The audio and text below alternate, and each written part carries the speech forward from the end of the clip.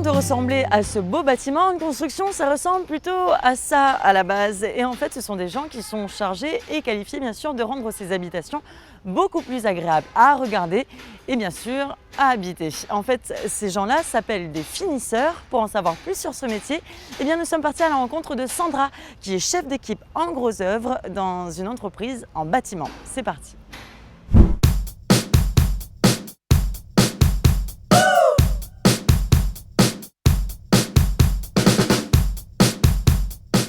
Alors Sandra, merci de bien vouloir répondre à nos questions dans le PEPS. Est-ce qu'on dit finisseur ou finisseuse? Pour une fille, on dit maçonne finisseuse et les garçons, maçon finisseur. D'accord, ok. Alors ça fait combien de temps que tu fais ce métier? Ça va faire 3 ans cette année et j'ai commencé en 2009 par une formation à PAC Formation. D'accord. Qu'est-ce qui t'a donné envie de faire ce métier, de te lancer dans cette formation? J'ai toujours aimé le métier d'homme, enfin pas aimé, mais bon, j'ai toujours voulu travailler dans ça. Comme j'ai déjà eu un bac menuiserie, je me suis lancée maintenant dans la maçonnerie pour voir comment c'était. Ouais. Et alors, qu'est-ce que ça donne? Bon, c'est pas macho comme les autres, ils disent, c'est assez cool quoi. C'est vrai? Ouais. Pourtant, il fait chaud, là, il est que 8 h du matin et c'est quand même un métier difficile. D'autant plus que tu es chef d'équipe. Oui, c'est vrai, je suis passée chef d'équipe l'année dernière. J'ai fait une formation à la FBTP. Je l'ai eu mon diplôme. Et puis bon, les hommes, au début, c'était un peu dur de se faire comprendre. Mais après, une fois qu'ils te connaissent, ça n'a plus besoin de commander, quoi. Ils savent déjà ce qu'il faut faire. D'accord. Puis ça se passe bien en général? Ouais, ils sont plutôt gaga les hommes aussi. D'accord. Et qu'est-ce que ce métier peut t'apporter en général ou qu'est-ce qu'il t'a apporté en tout cas? Il m'a apporté la sécurité. Et mais le soir, t'es pas trop fatiguée quand tu rentres à la maison Non, pas trop. C'est comme je suis maman de 3 enfants, donc j'arrive. En plus? J'arrive, puis je m'occupe de mes 3 enfants. Puis comme j'ai le soutien de ma famille, ça passe très bien. Et si Sandra a choisi ce métier, c'est parce qu'il nécessite de l'application, de la finesse et beaucoup de précision. Des qualités que l'on retrouve souvent chez les filles d'ailleurs. Mais finisseur, qu'est-ce que ça veut dire plus précisément? C'est un mot qui regroupe pas mal de qualités et de prestations. Donc en vérité, tout dépend de la qualité du béton qui est donné au finisseur.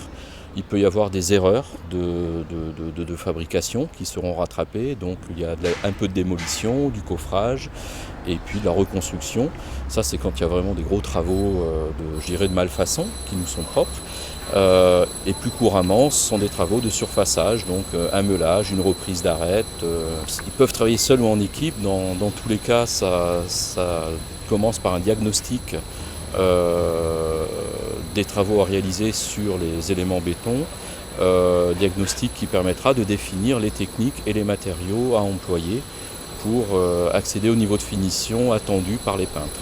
C'est un maillon qui nécessite d'avoir un sens aigu du produit fini, effectivement, on va dire un côté artistique dans la mesure où un travail doit être beau et acceptable pour le client qui habitera le bâtiment. Même si la fonction de maçon finisseur est reconnue, il n'existe pas de diplôme défini pour valoriser ce métier. Des formations sont toutefois dispensées en Nouvelle-Calédonie et nous sommes justement allés à la rencontre d'un des organismes qui assure ce type de prestations. Ça n'aboutit pas sur un diplôme parce que maçon finisseur n'est pas un métier en soi, c'est une partie du métier de maçon. Donc on est sur une reconnaissance professionnelle, donc l'objectif au départ, elles rentrent dans le métier parce qu'elles sont pratiquement aucune n'a travaillé dans le métier, donc on démarre sur une base de manœuvre, donc au premier échelon de la grille.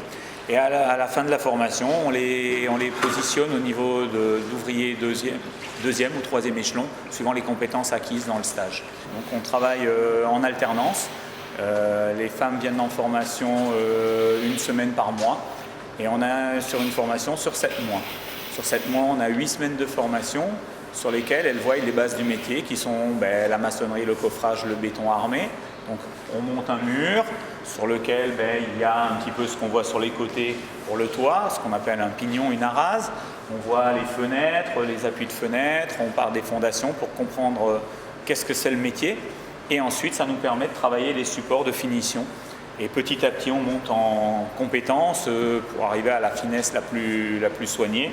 dans laquelle on va jusqu'à mettre des couleurs pour arriver à donner un cachet à la construction. À l'arrivée, ils ont un exercice global, comme on voit à peu près, on est en train de le finir, qui va nous permettre d'évaluer la formation tout au long de son parcours, avec bien sûr une évaluation théorique sur lesquelles on revoit la lecture de plans, toute la technologie du métier.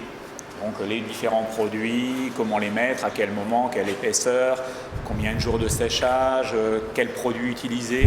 Quelles sont selon toi les qualités requises pour faire ce métier? Avoir envie de vraiment réussir et puis c'est tout. C'est surtout avoir envie. Si tu as la volonté de vouloir réussir, ça passe tout seul. Ok.